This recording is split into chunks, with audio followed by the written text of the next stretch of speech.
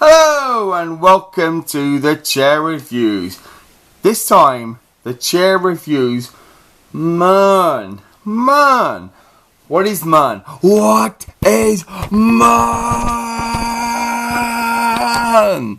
What is Man? Well, of course, Man is Mission Impossible Rogue Nation. The latest in the Mission Impossible series. Great things! Great things, my friend. Got to tell you, I have been out a little bit, so apologies if this is not as good, but it's going to be just as good. It's going to be just as good as the one I did earlier, and someone interrupted me, and they ruined it. But anyway, Mission Impossible Rogue Nation. So this film is directed by Christopher McQuarrie. He likes to be known as Christopher. It's fine by me. When I'm with him, I call him Chris. But anyway, it's Christopher McQuarrie. And he directed Jack Reacher. I'm just going to have a little poke here. He directed Jack Reacher. But his main, I think his big IMDb pluses is as a writer. So, and he wrote The Usual Suspects. He also wrote last year's Edge of Tomorrow, which is up on my shelf. I should have got it down. Last year's Edge of Tomorrow. He wrote that.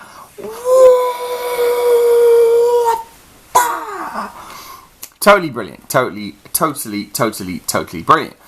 And one of those films stars Tom Cruise, and he's also written Valkyrie, and he did a polish on the last Mission Impossible film, which I also think is absolutely excellent. Mission Impossible Ghost Protocol, absolutely excellent. And now he and Tom Cruise have become this big kind of thing that works together in a nice, like a little globule way. Jack Reacher, Valkyrie, last Mission Impossible, this Mission Impossible. Tom Cruise asked him to direct this Mission Impossible. He was a little bit afraid. He shouldn't have been, because he has done a fantastic job. Let me tell you that. So I should come into, well, I've already said, I'm a little bit of a Chris McQuarrie fan.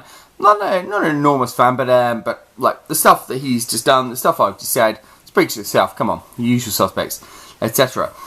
I'm also, I should, as a caveat, say I'm an enormous Tom Cruise fan. He's the last of the great film stars. He's a man who puts himself on the line, to wit, strapping himself on the side of a plane. This film starts off, and this isn't a spoiler because it's in the first 10 minutes, so I just refuse to say it's a spoiler. Plus, it's been in the trailer. He straps himself onto the side of a plane, and the plane takes off, and he is there.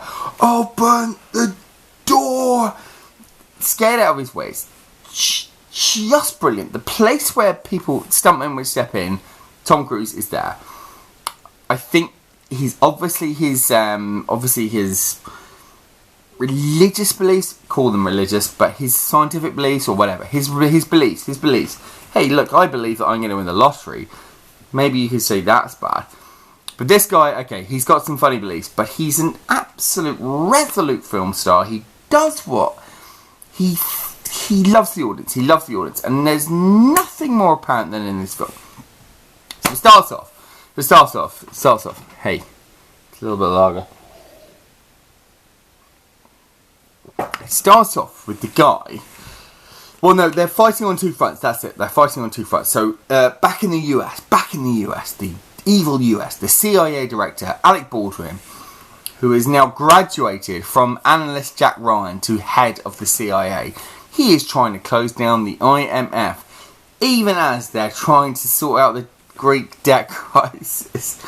Every time they say IMF, it just makes you think of that.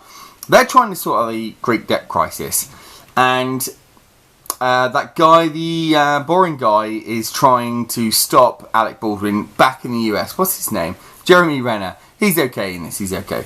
He spends most of his time trying to stop Alec Baldwin. And in the field, though, they are trying to stop the syndicate. The syndicate. Oh, shit, man. The syndicate. They are out there. Sean Harris, he's the baddie. He's the head of the syndicate. And he whispers. And as he kills people. And he kills people right in front of Tom Cruise. The Syndicate was mentioned at the end of Ghost Protocol, actually. It's the last scene. The Syndicate is real. The Syndicate is real, and this is what Ethan Hunt, Tom Cruise, is up against. He's got in his gang Luther, not Lothar, but Ving Rhames as Luther, techno guy. He's got Simon Pegg, the real techno guy, the new techno guy. Almost comedy relief, but not actually, as I will go on to explain. And who else has he got? Oh, well, yeah, Jeremy Renner. He's trying to do his shit back in the US. But essentially, Tom Cruise has to defeat the Syndicate with his pals. And what follows then is one of the most entertaining films I've ever seen. This is just fantastic. I thought it was brilliant. I thought it was absolutely brilliant. The excitement. Okay, let's just do the excitement. So it starts off with Tom Cruise on the side of a plane, and it's really him, so that's enough. That's just the beginning. And it's a James Bond thing. And there are more similarities to James Bond. Excitement. The woman that is introduced in this film, Rebecca Ferguson, she is what may be a kind of double agent for the British Secret Service. She is perfect. She's just fantastic. She fills this film with intrigue and brilliance. I've heard people liken her to Ingrid Bergman, and it's nailed on. She's sexy, she's vulnerable, she's beautiful, and she's very, very strong. The scenes of her fighting are so well shot that I was astounded. I thought she was magnificent. She's almost the best thing in this. The best thing in this is Tom Cruise. As I've said, I'm a fan. Because not only this film is not only exciting, but it's funny. It's really, really funny. And not only does it just have Simon Pegg doing the funny stuff. Oh, can you drive? I thought you were dead. Oh, you're telling me my seatbelt now? It's not just that. It's Tom Cruise being very, very funny and knowing and loving his audience and saying, you come along with me on the ride. He, I have to say this now. It reminded me of Roger Moore James Bond, and although some of the Roger Moore James Bonds are not like incredibly well made, this is an incredibly well made Roger Moore James Bond. Like, he has to go up and fight against this guy, and the guy stands up really short, and he just goes, oh no, he knows he's going to get beaten. It's brilliant stuff like that.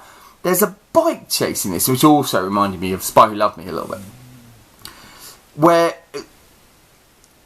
it's a bike chase that is absolutely gorgeously shot and really, really thrilling.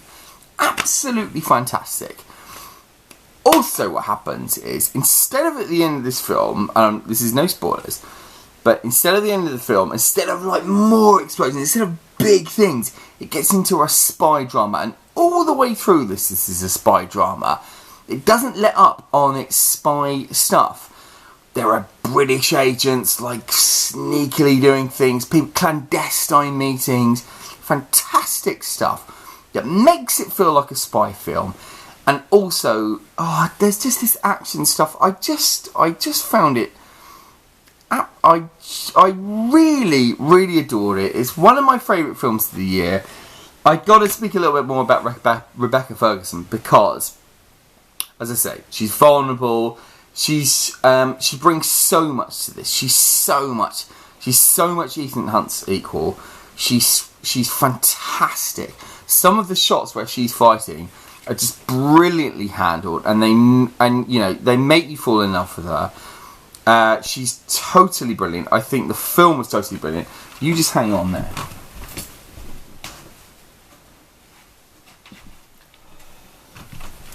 I was going to give this 2 stars, but I am going to give it 3. I think it's that good. Perhaps Sean Harris should be a little bit better as a villain. I'm just going to go 3. Oh, I can't take it away now, can I? It's borderline 3 anyway. I loved it. I had such a good time. Let's just call it a 3. It's not an absolute classic. It's the best one in the Mission Impossible series. And if you've watched my things recently, you've seen me talk about Mission Impossible quite a lot. I thought it was terrific. A joy, a laugh, and some spy fun. Oh, spy fun. Mern. What is Mern?